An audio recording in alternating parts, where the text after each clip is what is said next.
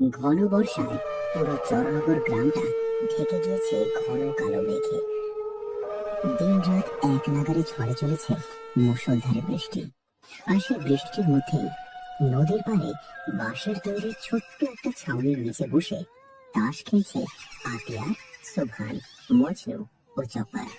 চারপাশ থেকে অনবরত ভেসে আসছে ঝিঝি পোকার ডাক, আর দূরে শেয়ালের হুপ্পা আওয়াজ। সোহান ভাই, কিছু শুনেছো? ওই নয়া পাড়ায় গতকাল ধান খেয়েছি, একজন ছেলে নাকি মরা পড়েছিল, তাই নাকি? আর কে মারা গেছে জানিস কিছু? আমি তো শুনলাম রাতের বেলা ধান খেতে নাকি ছেলেটা গিয়েছিল আইল বেঁধে দিতে। এরপর সকালে লোকজন দেখে সে মুখ থুবড়ে পড়ে। এখন এইসব কথা বলিস না তো। এমন সময়ে নদীর পাড়ে বসে কেমন যেন গা ছমছম করে। তাই তা তো হবে, তুই সব কিছুতেই যে ভয় পাস। না রে, আতিয়ার মিথ্যা কইতেছে না। এই নদীর পাড় নিয়ে কিন্তু গ্রামের মানুষের মধ্যে অনেক কথা আছে। হ্যাঁ, আমিও দাদির কাছে অনেক গল্প শুনেছি, কিন্তু এগুলা কি আসলেই সত্যি হয়? বুঝলে মজনু, এই নদীর পাড়ে এমন কিছু ঘটনা ঘটছে যেগুলো নিজের চোখে না দেখলে বিশ্বাস করবি না। তাই নাকি? তাহলে শোনো না সোহান ভাই, এমন একটা রাতে ভূতের গল্প না শুনলে জমবে বলো? হ্যাঁ, জব্বা ঠিক কথাই বলছে। আজ সব তাস খেলা বাদ না, তুমি বলো আমাদের একটা ভয়ঙ্কর ভূতের গল্প শোনা। তো বয়সও কম না, নিশ্চয়ই অনেক কিছু দেখেছি জীবনে, সেগুলোই বলো শুনি।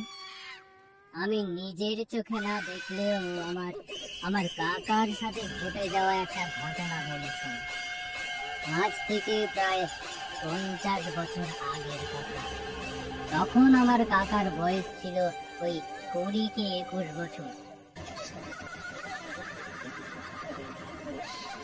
পৌষ মাসের কনকনে শীতের রাত, পুরো গ্রাম ঘন কুয়াশায় ঢেকে আছে। হাত বাড়িয়ে পাশের মানুষটিকেও দেখা যায় না। টিনের চালের একটি মাটির ঘর। রাত আনুমানিক 2টো নাগাদ ঘরের এক কোণে কাঠের চৌকিতে নিশ্চিন্তে এক কাঁথার নিচে ঘুমিয়ে আছে রহমত ও কলিম। আর পাশের ঘরে মা এবং বারান্দার ছাপ ফেলা ঘরে শুয়ে আছেন রহমতের দাদা। রাত তখন আনুমানিক 2টো নাগাদ। বাড়ির পেছনের ডালপালা ছড়ানো বুড়ো আম গাছটার ওপাশ থেকে একটা চেনা কণ্ঠ ভেসে আসে। ও রহমত, একটু বাইরে আয় তো বাপ। মাটির কলসটা যে ভীষণ ভারী, একা তুলতে পারছি না। হুবহু রহিমা বেগমের কণ্ঠে সেই ডাকটা কানে যেতেই ঘুম ভেঙে গেল রহমতের। কিন্তু ঘুম ভাঙার পরও তার চোখে মুখে কোনো স্বাভাবিক ভাব ছিল না। তার চোখ দুটো কেমন যেন স্থির হয়ে গিয়েছিল, যেন কোনো অদ্ভুত মায়া তাকে টানছে। রহমত, ও রহমত, এত দেরি করছিস কেন বাপ? শিগগির বাইরে আয় বাপ। হালকা খসখস শব্দে ঘুম ভেঙে গেল রহমতের ছোট ভাই কলিমের। ঘুম ভাঙতেই সে আবছা অন্ধকারে দেখে দরজার খিল খুলে বাইরে যাচ্ছে রহমত। জান, এত রাতে কই যাও তুমি?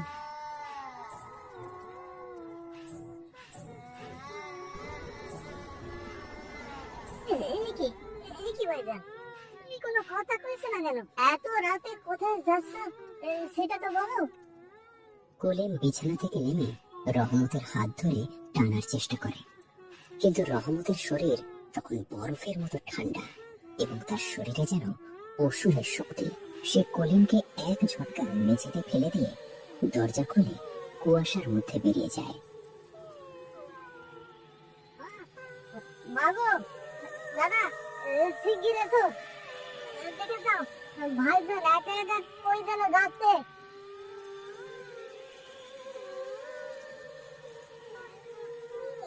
কি হয়েছে রে কলি?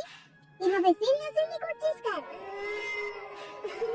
মা, একটু আগেই না তুমি ভাইজানকে ডাকলা, বলো না বাইরে যেন ভাইজান তো সেই ডাক শুনে দরজা খুলে বাইরে চলে গেল। কলিমের কথাটা শুনে ভয়ে আটকে উঠল রহিমা বেগম। ঘরের ভিতরে ঘুমাইতেছিলাম, কখন ডাকলাম ওরে। চিৎকার শুনে রহমতের দাদা কাসেম আলীও লাঠি ঠুকে ঘরে ঢোকেন। এরপর সমস্ত পরিস্থিতি বুঝেই তার অভিজ্ঞ চোখ কপালে ওঠে। তিনি গম্ভীর ও ভয়ার্ত গলায় বলেন, সর্বনাশ হয়েছে, ওরে তো নিশ্চিতে পাইছে। দাদা, দাদা, ভাইজান রে বাঁচাও, তোমার কেমন যেন করতেছিল, আমারে ধাক্কা দিয়ে সোজা হয়ে চলে গেল। আর কেউ ভুলেও রহমতের নাম ধইরা ডাকবি না। ঈশ্বর ডাকে একবার ছাড়া দিলে মানুষ নিজের হোশ পর্যন্ত হারাই ফেলে। গ্রামের পুরনো মানুষদের বিশ্বাস, অশরীরীরা লোহাকে ভয় পায়। তাই আর এক মুহূর্ত দেরি না করে দেয়ালের পাশে রাখা লোহার শিকল জড়ানো লাঠিটা হাতে তুলে নিল কাসেম আলী। এরপর রহিমা বেগম আর কলিমকে নিয়ে ঘরের বাইরে বেরিয়ে পড়ল সে। দাদা, ভাইজান কি আর ফিরবো না? আল্লাহর নাম নে ভাই, আর হারিকেনটা শক্ত করে ধর। নিশি ওরে নিয়ে যাওয়ার আগে আমাদের ওরে খুঁজে বের করতে হবে। ঘন কুয়াশার মধ্যে গ্রামের শেষ প্রান্তে পদ্ম দিঘির পাড়ে এসে পৌঁছালো তারা। ভাইজান, ওই যে ভাইজান। কলিমের চিৎকার শুনে রহিম বেগম হারিকেনের আলো উঁচু করে ধরতেই তারা দেখতে পেল মধ্যেই দিঘির ভেতরে অনেকটা নেমে গিয়েছে রহমত। পেরিয়ে পানি তখন বুক পর্যন্ত উঠে গিয়েছে তার, কিন্তু তবুও তার মুখে কোনো ভয় নেই, কোনো অনুভূতিও নেই। সামনের দিকে আর এগোসনি বাবা। এই তো আরে মা, আমি এখানে আছি।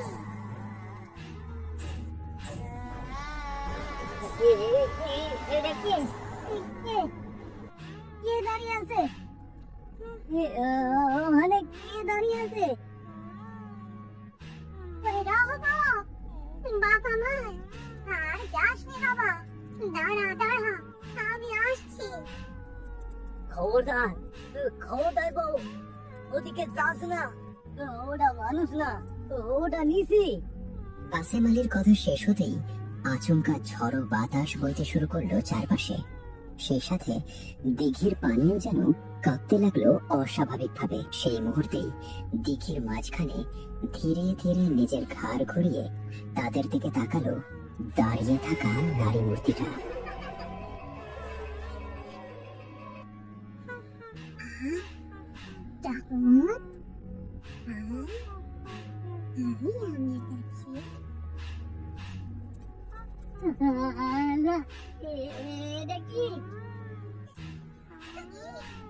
বাবা, বাবা দয়া করে আপনি কিছু একটা করুন, আমার রহমতকে রক্ষা করুন। একটু সামনে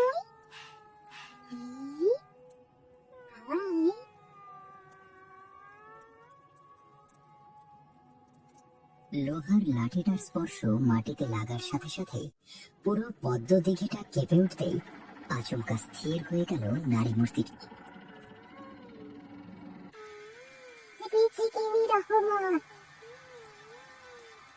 একবার যে শুনে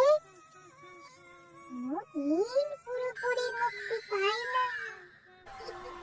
খিলখিল হাসির শব্দটা কানে যেতেই আচমকা মুহ কেটে গেল রহমতের।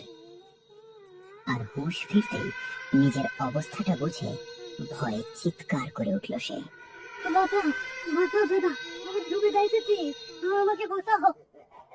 রহমতের চিৎকার শুনে জীবনের ঝুঁকি নিয়ে দিঘির ঠান্ডা পানিতে ঝাঁপিয়ে পড়ল কাসেম আলী আর কলিম।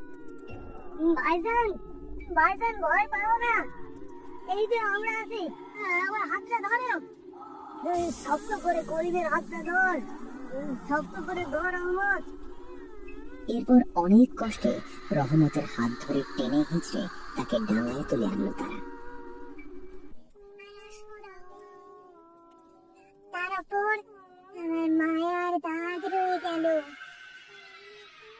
আমি আবারও ফিরে আসবো, আবারও ফিরে আসবো। এরপর ঘন কুয়াশার মাঝখানে দাঁড়িয়ে থাকা সেই মুখহীন অবয়বটাও ধীরে ধীরে মিলিয়ে যেতে লাগলো ঘন কুয়াশার মধ্যে। অনেক কষ্টে পদ্মদিঘির পাশ থেকে রহমতকে বাড়িতে নিয়ে এলো কাসেম আলীরা। আল্লাহ রহমতে আমার ছেলেটা বেঁচে গিয়েছে। আর একটু হইলেই আমার বুকটা এসে খালি হয়ে যেত। দাদা, ওই ওই নেসি কি আমাদের বাড়িতে আবারও আসবে? সঠিক ভাবে কিছু ভাবা যাচ্ছে না ভাই। জানিস তো, কিছু কিছু নেসি আছে যারা একবার মানুষের পিছু নিলে আর সহজে ছাড়ে না। তাই আজ থেকে রাতের বেলা তোরা কেউ আর একা একা বাইরে যাবি না। কথাগুলো বলতে বলতে ধীরে ধীরে ঘুমিয়ে পড়ল রহমত। সবকিছু আবার স্বাভাবিক হয়ে গেছে ভেবেই যেন একটু স্বস্তির নিঃশ্বাস ফেলল সবাই। কিন্তু ঠিক সেই মুহূর্তেই ঘুমের মধ্যেই রহমতের ঠোঁটের কোণে ফুটে উঠল অদ্ভুত একটা হাসি। ঠিক সেই মুখহীন নিশির মতোই ভয়ঙ্কর আর অতি প্রাকৃতিক এক হাসি।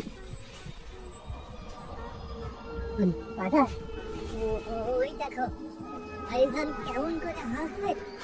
ভাই আল্লাহ, কেমন কাহিনী শোনালে গো তুমি সবহান ভাই। কাহিনীটা শুনেছি, শরীরের সমস্ত রোগ দাঁড়িয়ে গেল। হাই আল্লাহ, হাই আল্লাহ। দুনিয়ায় সবকিছুর ব্যাখ্যা মানুষ দিতে পারে না রে। কিছু জিনিস আছে শুধুমাত্র বিশ্বাস করেই চলতে হয়। আজকের পর থেকে রাতে আমি আর একা একা নদীর পাড়ে আসতেছি না ভাই, আমি আর আসতেছি না। এই হোক, চলো, অনেক রাত হয়েছে, এবার বাড়ির দিকে যাই সবাই। এরপর ছাউনির ভেতর থেকে বেরিয়ে রাস্তা দিয়ে হাঁটতে লাগলো তারা চারজন। আর নদীর পাড়ের সেই ছোট্ট ছাউনিটা ফাঁকা হয়ে গেল আবারও।